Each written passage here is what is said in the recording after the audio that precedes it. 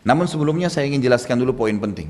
Tadi saya jelaskan di awal pertemuan, rezeki seperti pohon. Ada buah yang bergeletakan, ada buah yang bergelantungan, kan gitu. Ini tinggal diambil, fasilitas udara yang kita hirup, misalnya fungsi-fungsi tubuh, dan ada yang bisa harus kita ambil. Perlu antum tahu, dan ini poin penting sekali. Rezeki tadi yang seperti pohon itu, orang kafir dan orang mukmin boleh mengambilnya. Makanya jangan heran kok orang kafir ada rezekinya. Ya memang begitu. Rizqan lil ibad. Untuk semua makhluk. Untuk semua makhluk. Memang tidak ada larangan. Gitu kan? Tidak ada masalah. Hanya saja Allah Subhanahu wa taala membedakan antara rezeki mukmin dengan kafir di berkahnya. Allah Subhanahu wa taala berkahi rezekinya orang mukmin. Gitu kan? Ini bedanya di masalah rezeki. Kata para ulama bedanya adalah di masalah rezeki dan beda dengan orang kafir yang tidak ada rezekinya. Ingat saudaraku, ada poin penting juga. Salah sekali pemahaman sebagian umat Islam yang mengatakan bahwasanya orang-orang kafir hidupnya enak, nikmat. Kenapa ya kita orang mukmin tapi miskin? Antum kalau mau bandingkan antara orang kaya, kalau mau bijaksana ya, harus dibandingkan dengan orang kaya juga. Enggak boleh orang kaya dibandingkan dengan orang miskin, enggak. Kalau antum membandingkan orang kayanya kafir, miliaran, cari orang mukmin, muslim yang kaya, baru balance. Jangan antum bandingkan diri antum sama, oh kenapa itu orang kaya, tetangga saya. Kita memang dasarnya sudah miskin, nggak bisa. Antum bandingkan keadaan antum dengan yang kafir, miskin seperti antum, baru antum bisa bedikan. Jangan ini tidak balance ini, kalau kita membandingkan. Jadi cari banyak sekali buktinya orang-orang mukmin yang kaya mengalahkan orang kafir yang kaya. Dan subhanallah kata ulama, perbedaan berkahnya di sini. Kalau orang-orang kafir itu karena mereka tidak kenal yang namanya haram, maka hidupnya semua susah. Walaupun banyak hartanya, tapi susah. Penuh dengan utang, terganggu, rumah tangganya rusak, anaknya sakit, dia sendiri cuci darah, beragam macam masalah yang dihadapin. Tapi kalau orang mukmin yang ngikutin sistem yang benar ya, maka insya Allah kalau Allah bukain rezeki buat dia di situ, diperbanyak rezekinya. Pastikan kalau kita fokus masalah kebutuhan sehari-harinya lebih banyak dibuat, dan dia dalam sistem yang benar maka terus akan berkah. Kalau dia melanggar juga sistem, tetap dia ikuti seperti orang kafir tidak kenal yang haram, ya maksudnya tetap yang haram juga dilakukan dengan riba, dengan manipulasi, maka juga dia akan menghadapi masalah yang sama dengan orang kafir. Berkahnya diangkat, maka dia jadi sakit, cuci darah, kemudian anaknya sakit, rumah tangganya rusak, sama dengan orang kafir kondisinya. Tapi kalau tidak, maka dia akan balance, dia akan luar biasa. Banyak sekali contoh. Dari kalangan sahabat, Abu Bakar, Umar, Uthman, Ali, orang-orang kaya dari kalangan sahabat. Kan gitu. Uthman orang kaya raya, Abu Bakar orang kaya raya, punya perkebunan banyak. Gitu kan? Bukankah Uthman radhiyallahu anhu pernah membiayai pasukan Ushrah, perang Tabuk, ya, yang beliau menyumbang sekian ribu unta dan kuda dalam peperangan, kemudian sampai membeli sumur, dikenal dengan sumur Rumat, dan seterusnya. Kata Nabi SAW, tidak ada lagi yang bisa menghalangi Uthman masuk ke surga setelah apa yang dilakukan hari ini. Banyak sekali yang diinfakkan, gitu kan? Banyak sekali yang dikeluarkan oleh beliau. Tapi itu contoh, orang-orang kaya banyak. Kalau kita angkat sekarang, di depan mata saya, ada mungkin ratusan, mungkin bisa kita bahasakan ribuan.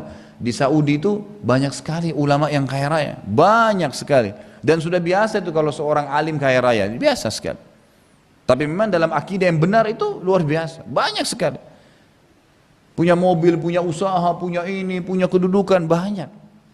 Tapi kalau orang-orang muslim yang memang dasarnya dia jauh dari manhaj yang benar, ikhtiarnya jauh dari akidah yang benar, maka itu masih akan menyimpang, akan hilang berkahnya. Tapi kalau enggak, banyak. Imam Haram di Mekah, kaya raya itu. Mereka kaya raya gitu kan.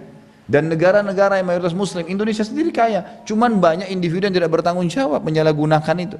Coba kalau mereka jalankan dengan yang benar, sebagaimana yang kita sebutkan kiat-kiatnya, maka itu pasti akan tidak ada masalah.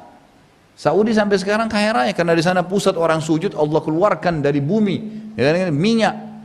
Sampai para ilmuwan barat mengatakan, kami kesulitan mencari minyak kalau tidak ada orang Islam di lokasi itu. Dan ada sebagian mereka berani mengatakan karena sujudnya orang Islam ke tanah keluar minyak bumi gitu. Banyaknya orang sujud di Saudi dan semua kiblat ke sana keluar minyak. Jadi negara terkaya. Kalau kita selalu hanya mengandalkan seperti orang sekuler, oh kita ketinggalan zaman karena kita tidak ikuti teknologi barat, salah. Dari mana itu? Islam kita ini sudah memimpin dunia, saudaraku. Dari zaman Nabi SAW, anggaplah tahun 1 Hijriah. Itu kita memimpin dunia, orang Islam ini.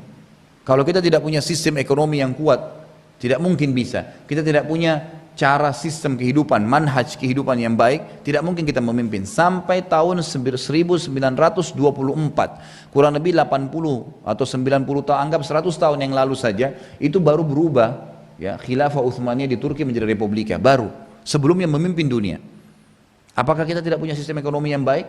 Banyak, cuma kita tidak mau lirik histori kita kembali kepada historinya orang barat, atau kita barat ini artinya orang-orang non muslim gitu kan, berkiblat kepada mereka.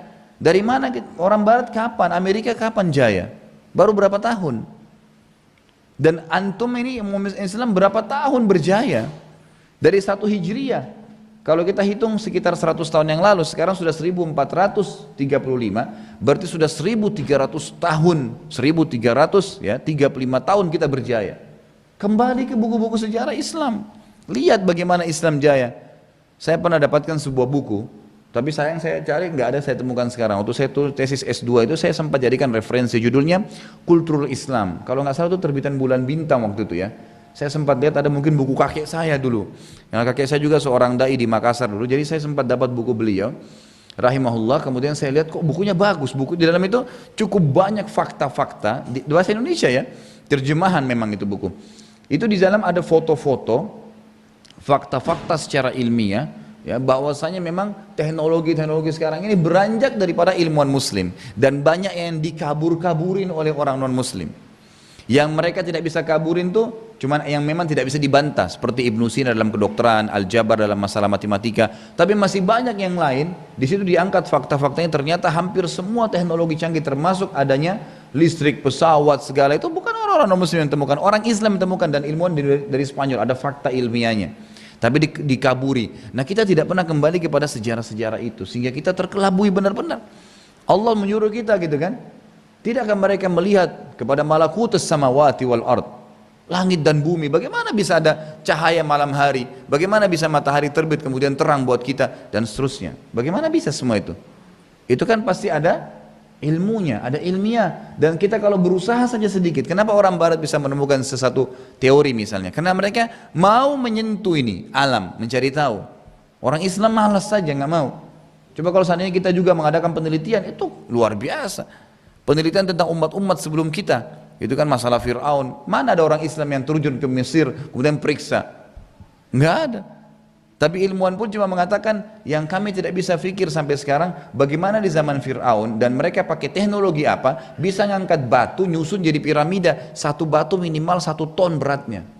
Sekarang pun susah cari alat dengan teknologi canggih untuk angkat 1 ton batu, nggak bisa, susah. Nah, bagaimana mereka bisa angkat pakai tenaga apa? Kalau manusia pun mungkin kalau sejajar, iya ini nggak disusun sampai tinggi seperti gunung gitu. Tapi itu keajaiban gitu kan. Artinya memang Allah SWT yang menuntut orang untuk punya ilmu. Ittaqullah wa yu'allimukumullah. Bertakwa sama Allah, Allah akan ajar kalian. Pasti muncul ide-ide itu. Cuma umat Islam tidak mau masuk ke situ, kan gitu. Jadi sekali lagi keliru kalau ada orang mengatakan subhanallah, bahwasanya orang-orang kafir lebih maju, dan itulah yang diinginkan oleh orang-orang barat ya, orang-orang muslim ya, supaya membuat umat Islam ini merasa oh ya kita nggak punya apa-apa ya. 1335 tahun lebih kita memimpin dunia, Anda mengatakan kita tidak punya kelebihan, ini kekonyolan namanya. Belajari itu, cari tahu berita-berita tentang mereka, cukup banyak buku-buku sejarah berhubungan dengan masalah itu. Ada uang berangkat, lihat peninggalan-peninggalan di Spanyol, peninggalan-peninggalan di Turki gitu kan, bagaimana umat Islam berjaya dulu. Itu hal yang luar biasa gitu.